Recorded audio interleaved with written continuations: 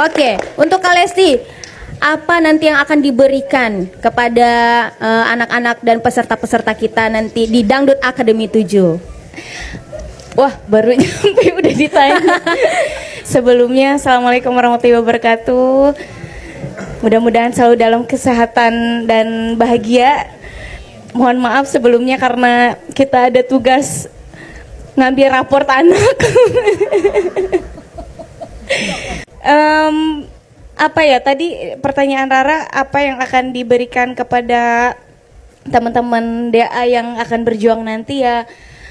Kita sama-sama belajar, mungkin ada beberapa pengalaman yang bisa aku kasih untuk teman-teman nanti supaya ya barangkali bisa membantu untuk bisa menampilkan penampilan yang terbaik di setiap penampilannya, itu aja sih.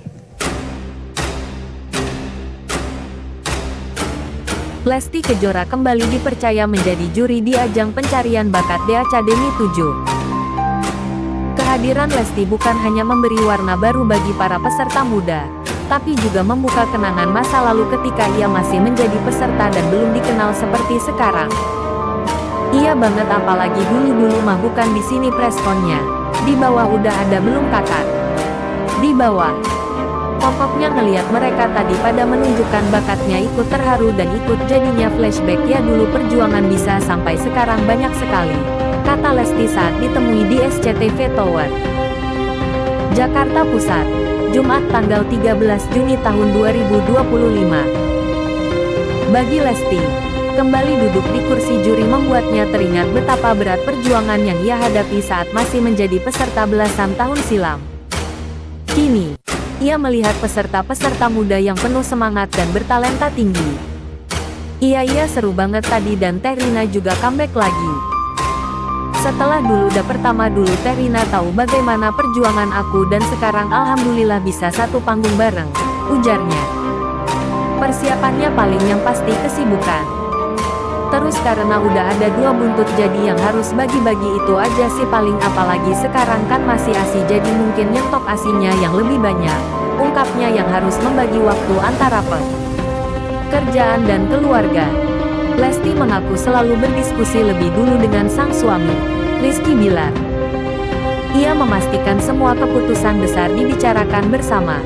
Iya.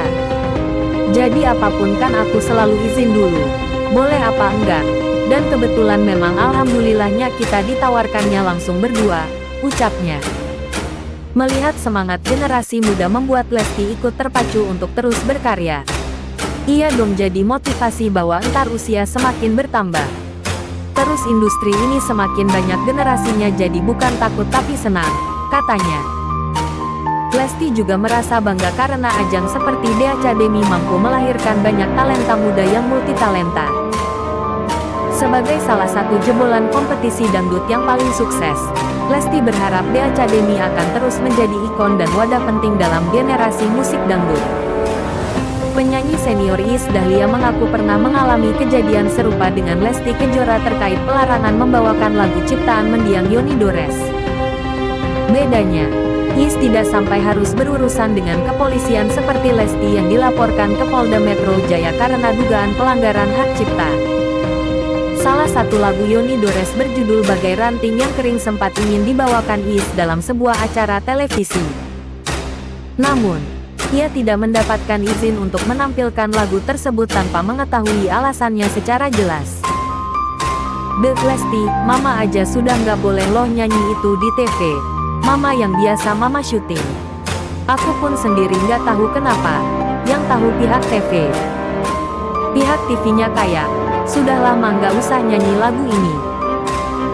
Sebenarnya kan merugikan mereka pencipta, jadi lagunya nggak hits, ungkap Iis Dahlia dikutip YouTube Trans TV Official.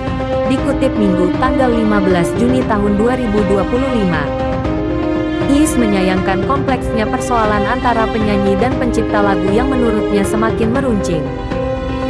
Ia pun mempertanyakan transparansi dari Lembaga Manajemen Kolektif LMK dalam mengelola royalti para pencipta lagu.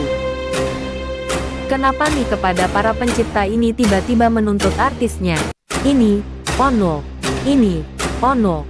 Apakah dari imnya ini yang tidak membayarkan secara benar atau bagaimana?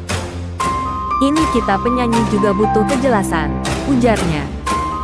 Sebagai penyanyi yang telah mempopulerkan banyak lagu selama bertahun-tahun, Iis merasa heran mengapa kini dirinya tak lagi bisa menyanyikan lagu-lagu tersebut di televisi.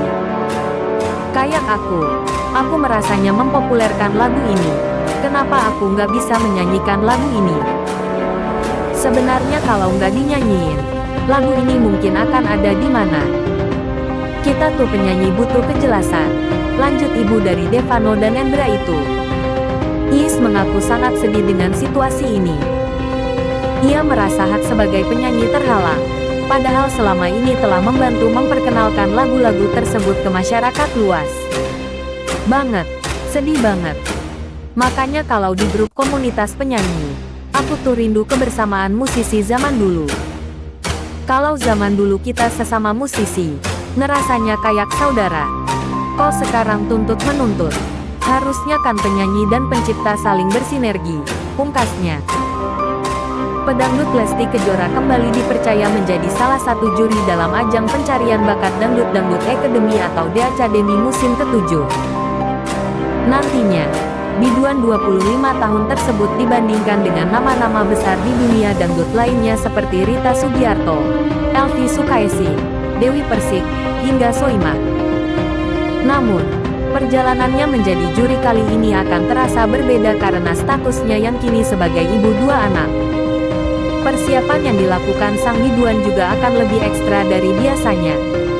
Hal ini disampaikan Lesti Kejora saat ditemui di acara Jumpa Pers Dangdut Academy di SCTV Tower di kawasan Senayan, Jakarta Pusat pada Jumat, tanggal 13 Juni tahun 2025. Persiapannya yang pasti kesehatan, terus karena sudah ada 2 buntut jadi ya harus bagi-bagi waktu. Apalagi sekarang kan masih ASI jadi mungkin nyentok ASInya yang lebih banyak, kata Lesti Kejora kepada awak media.